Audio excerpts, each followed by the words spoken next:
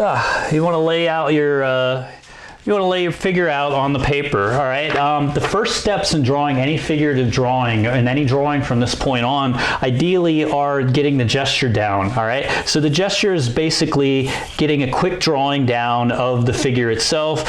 Here I drew the head out, and then I laid out the shoulders, pulling in. I'm looking at the shape a little bit because working from a photograph, it's very easy to simply break down the entire shape of the space. So the first thing I did was lay out a cross line, and I actually drew it through the photo itself right here, directly across, finding the center point and also figuring out the figure, splitting the figure equally in half, laying it out so I can figure out the layout of the composition.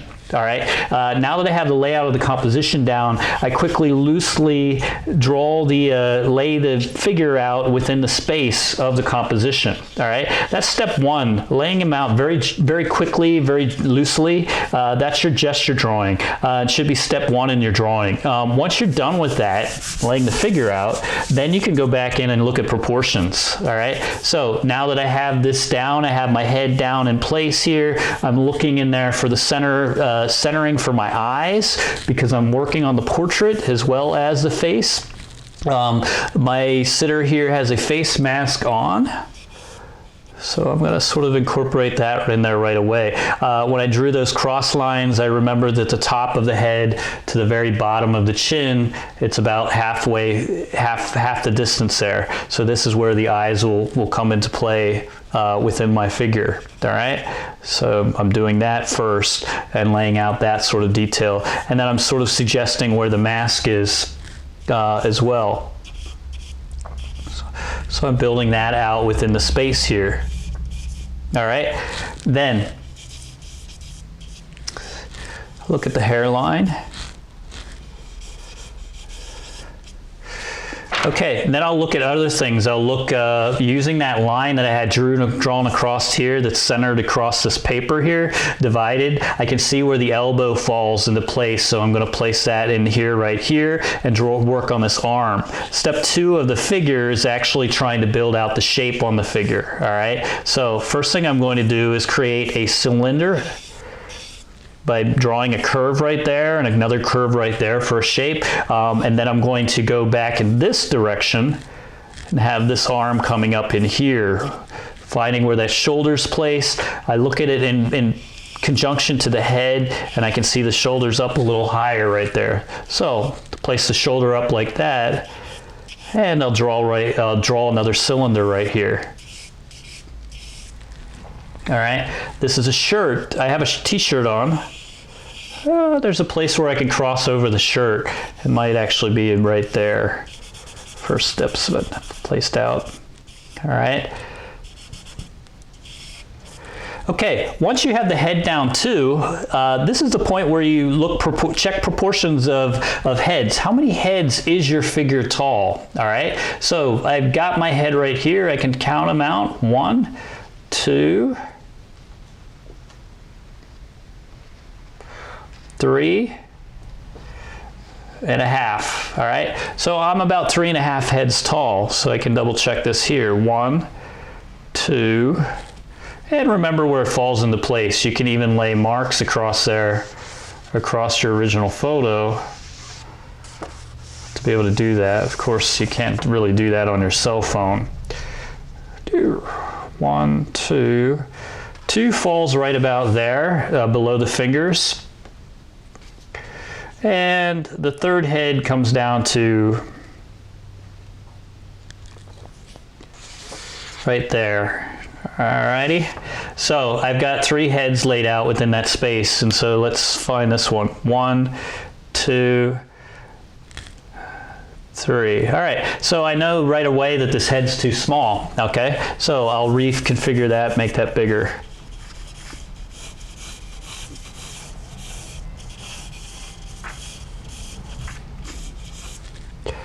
Let's draw that a little bit bigger now. 1, 2. There's my fingers. Falling into the fingers now. And the third one Going right there on the pants. Okay, so that's about right. All right, so this is the actual size of my head. How did I know to make the head bigger? Well, I wasn't going to sacrifice this and change the size of the body just yet, because if I were to change the size of the body to make it smaller, I want to keep it about here where it ends and make it this big, so I had to make my head bigger. When I looked at my head on the photo, I measured from here to here, and then I brought it down, and I saw that it fell below the hand and below that center line that I made, all right? So I've got to get that head to fall below that center line right in there, all right, to be sort of balanced out, all right? So that's why I know this head isn't in correct proportion, or the one that I originally drew, all right? So I make changes. Throughout this drawing, you'll see me make several changes as I'm going through it.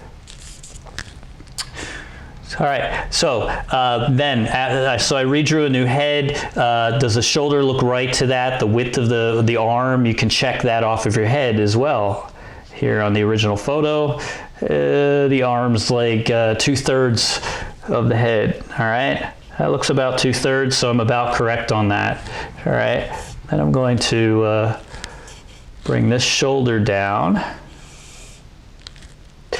Also, find out your distance of your shoulders by using the width of your head as a measurement system as well. So here I have my head here.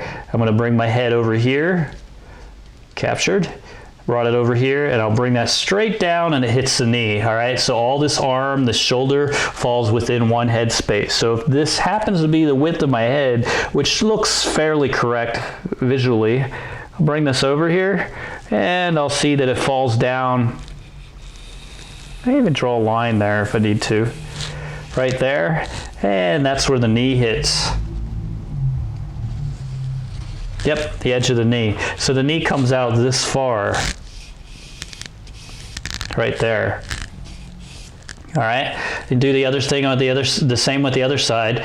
Over here, one head space, brings me right down to the elbow. All right, so believe it or not, that head is the distance of the elbow. All right, so this is one head space. So when I bring this head over here, bring an imaginary line down here, boom, my elbow has to fall in that space. Now I'm looking at the edge of my paper to make a perfectly parallel line. All right, just like that. So that elbow is just slightly out, a bit too far. So I'll bring it in like that. All right, that's three head widths wide. All right, that's how you get the proportion on it. Then gradually keep building it out from there. I'm going to look at other parts of the body, maybe the leg. I'll work on the knee, where the knee's resting, about right here. Again, check your head measurement from the height of your head. One down brings me to right there. On the hand, which is right there, and right there, the knee's a little higher than that. All right, so the knee's going to come up a little bit, which probably means this arm needs to move up a little. So I'll shift that arm up slightly, just like that. All right.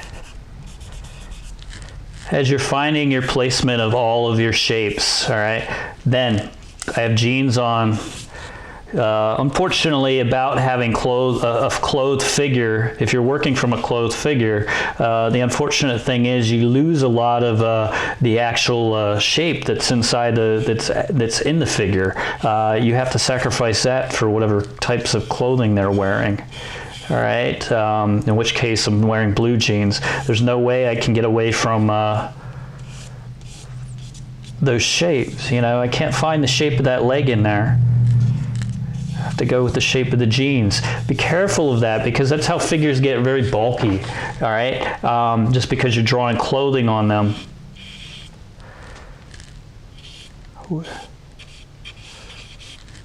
Alrighty. I'm going to continue drawing on this and just simply speed up the process so you can watch how I'm working the drawing out and how I'm gradually going through it until it gets closer to towards finish, I suppose. And I'll slow down the video anytime that I need to tell you about something that I might have forgotten.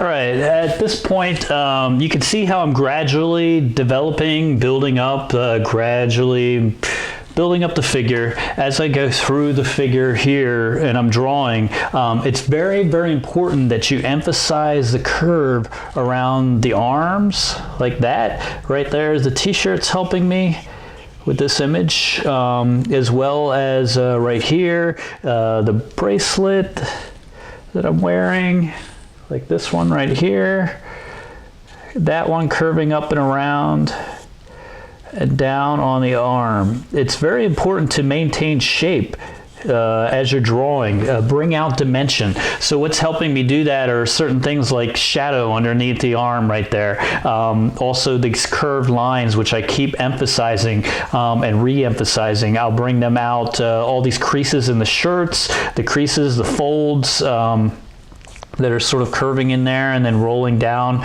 underneath the arm, wrapping around the body, very important, right into here. There's some wrapping into the body right there. This shadow coming out right here is a nice line. All right, and see how they curve. Don't make anything flat, all right? Keep avoiding flat lines. Any straight lines in your drawing, the figures are organic, you know, so there should be shape, there should be roundedness happening. If you choose a photo and you don't see shape in that photo, you have nothing to work with, so don't even pick photos like that, all right? That's very important. So when you're, as you're building out your figure, keep emphasizing the shape, all right? Curves on the fingers and so forth. All right, down here you can see how I have the feet drawn.